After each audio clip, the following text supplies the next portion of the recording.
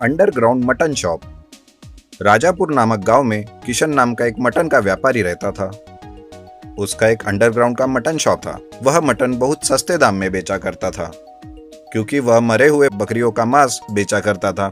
इस बात से अनजान बहुत सारे लोग मटन बहुत ही सस्ते भाव में मिल रहा है, इसलिए उसी के पास से खरीदा करते थे।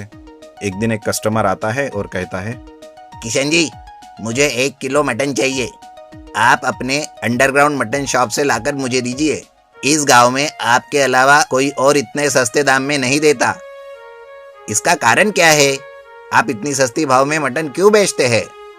ऐसा कुछ नहीं है भाई, मैं बाकी व्यापारियों की तरह मुझे लाभ कमाने का लालच नहीं है। कस्टमर को मैं भगवान स्वरूप मानता हूँ और मैं उन्हें धोखा नहीं देता। उनको खुश रखना ही मेरा पहला कर्तव्य है। आजकल की दुनिया में आप जैसे अच्छे व्यापारी बहुत कम देखने को मिलते हैं। लाभ के बारे में ना सोचकर कस्टमर के सुविधा के अनुसार व्यापार करना आपको ही आता है। ठीक है साहब, अभी चलता हूँ। आप और आपकी मटन शॉप हमेशा सलामत रहे। इस तरह कस्टमर के जाने के बाद किशन अपने मन में सोचता है, हाँ ठीक है, यह कस्टमर की बातें है। सस्ते भाव में मिल रहा है इसलिए खरीद रहे हैं, लेकिन माल कैसा है कोई नहीं देख रहा। पागल लोग, मरे हुए बकरियों का मांस बेच रहा हूँ। अगर यह बात जानेंगे तो उल्टियां कर करके मर जाएंगे। मैं और मेरा व्यापार हमेशा सलामत रहे, ऐसे दुआ भी देकर जाते हैं। अगर मैंने ज्यादा भाव बढ़ा दिया ना, यही लोग मुझे डांटते हुए आएंगे, बेकार कहीं के। तभी उसी शाम राजा जी नाम का एक कस्टमर किशन की दुकान में आता है। उसे देखकर किशन अपने मन में सोचता है, अरे अब क्या करूं? मटन तो खत्म हो गया। अब यह पूछेगा तो क्या दूंगा? हाँ, ये ठीक रहेगा, मैं इसे कुत्ते का मांस दे देता हूँ। किशन जी, मुझे 1 किलो मटन दीजिए ना। आपके यहाँ पे मटन बहुत अच्छा मिलता है, इसलिए मैं हमेशा आपके पास से ही मटन लेकर जाता हूँ। अरे अभी मटन खत्म हो गया है साहब, आप कल सुबह ही आ जाइए, अच्छा मटन दूंगा। अरे किशन जी, ऐसा मत कहिए, क्योंकि आज मेरे घर मेहमान आए हैं। मैं उनको मटन खिलाने का वादा कर चुका हूँ और आप मटन नहीं कह रहे हो। आप कैसे भी करके मुझे मटन दीजिए ना, नहीं तो मेरे रिश्तेदारों के सामने मेरी नाक कट जाएगी। अच्छा ठीक है, आप इतना कह रहे हैं इसलिए मेरे लिए एक किलो मटन निकाल कर रखा था, वही ले जाइए। वाह वाह किशन जी, यही तो आपकी अच्छाई है। जल्दी कीजिए, मुझे जाना है। इस तरह किशन राजा जी को कुत्ते का मांस दे देता है। उसके अगले दिन राजा जी को उल्टियां शुरू हो जाती है और उसकी बात भी बंद हो जाती है। वो कुत्ते की तरह भौ भौ करके चिल्लाने लगता है। इस बात की राजा जी पुलिस स्टेशन में शिकायत करता है। पुलिस इंस्पेक्टर कहता है, कौन हो आप? आपकी क्या कंप्लेंट है? आपको किस तरह सहायता कर सकते हैं? राजा जी कहते हैं, कौन हो आप? कुत्ते की तरह क्यों भौंक रहे हो? इंसान की तरह बातें करो ना। क्या ही ये मजाक? अरे ये क्या मजाक है? पुलिस स्टेशन को आकर कुत्ते की तरह क्यों भौंक रहे हो आप? कांस्टेबल, तुरंत इसे लॉकअप में डाल दो और इसकी धुलाई कर दो, तब जाकर इसकी पोल खुलेगी। पुलिस की यह बातें सुनकर राजा जी डर जाते हैं और हाथ जोड़कर पेपर और पेन लेकर उस पर अपना नाम और उसके साथ जो भी धोखा हुआ है उस पेपर पर लिखकर कंप्लेंट कर देता है। पुलिस राजा जी को हॉस्पिटल में पहुंचाते हैं और अपना भेष बदल कर किशन के शॉप में कस्टमर की तरह जाकर 1 किलो मटन लेकर आते हैं और उसकी जांच करवाते हैं। तब यह साबित हो जाता है कि वह कुत्ते का मांस था। तुरंत ही किशन को अरेस्ट कर लेते हैं। गोट एटीएम वाला।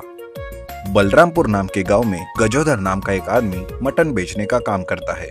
उसका एक शौक रहता है, वो पूरे बदन पर गहने पहनता है और वैसे ही घूमता भी है। उसका ये शौक दिन ब दिन ज्यादा ही बढ़ता है।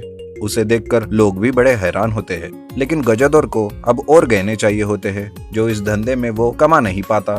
ये सोचकर वो दूसरा धंधा करने की सोचता है, लेकिन उसे समझ नहीं आता कि करे तो क्या करे। तभी उसकी नजर उसके पास बांधी हुई एक बकरी पर पड़ती है। अरे वाह, अगर इस बकरी के अंदर मैं बैठ सका तो मैं नया धंधा शुरू कर सकता हूँ। दूसरे ही दिन गजोदर एक रिमोट से चलने वाली बकरी बनाता है और उसके अंदर बैठकर एक गांव में जाता है। वो धीरे धीरे बकरी के जैसे चलकर लोगों के पास जाता है और उनसे कहता है, सुनो भाई गांव वालों, मैं आपसे कुछ कहना चाहता हूँ।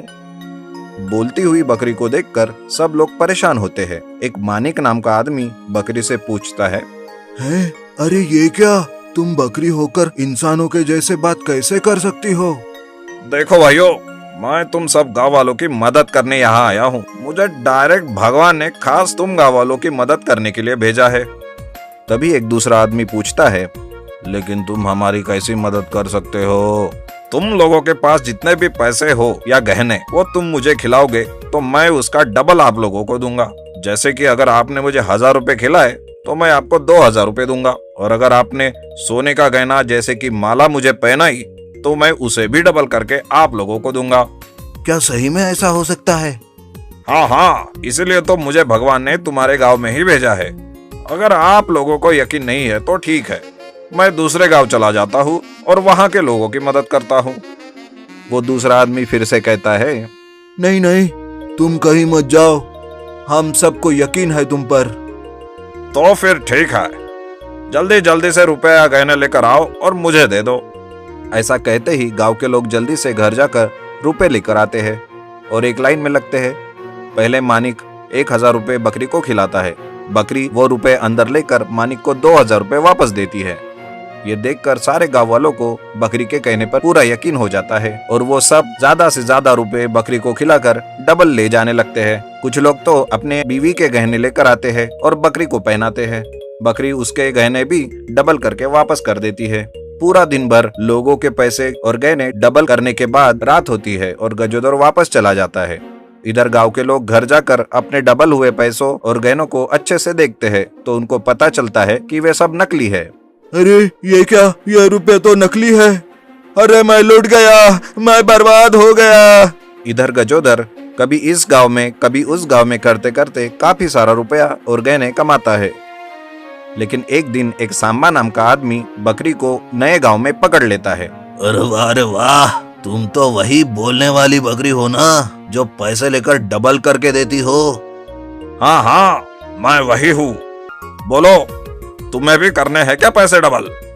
हाँ हाँ, लेकिन डबल नहीं, मुझे तो सारे के सारे चाहिए। मतलब मैं समझा नहीं। मतलब ये कि तुम जब पैसे खाकर डबल दे सकते हो तो इसका मतलब तुम्हारे पेट में बहुत सारा रुपया होगा। मैं तुम्हें एक मटन वाले को ही बेच दूंगा और उससे काफी सारा रुपया लूंगा। ऐसा कहकर सांबा बकरी को लेकर एक मटन वाले के पास जाता है और उसे बकरी के बारे में सब कुछ बता देता है। ये सुनते ही सब गांव वाले उस मटन वाले के आजू बाजू में खड़े होते हैं। वो मटन वाला भी 1 लाख रुपए सांबा को देकर बकरी को खरीदता है। उसे जैसे ही काटने वाला होता है, बकरी जोर से चिल्लाती है, अरे नहीं, मुझे मत मारो, मैं कोई भगवान से भेजी हुई बकरी नहीं हूँ। मैं तो तुम सबके जैसा एक मामूली सा आदमी हूँ जो लालच में आकर बकरी एटीएम बन गया हूँ। मुझे माफ कर दो भाइयों, मुझे माफ कर दो। वो मटन वाला गजोदर को बकरी के अंदर से बाहर निकालता है और सारे लोग उसे पकड़कर खूब पीटते हैं। गजोदर फिर कभी दोबारा ऐसा काम नहीं करता और गांव छोड़कर चला जाता है।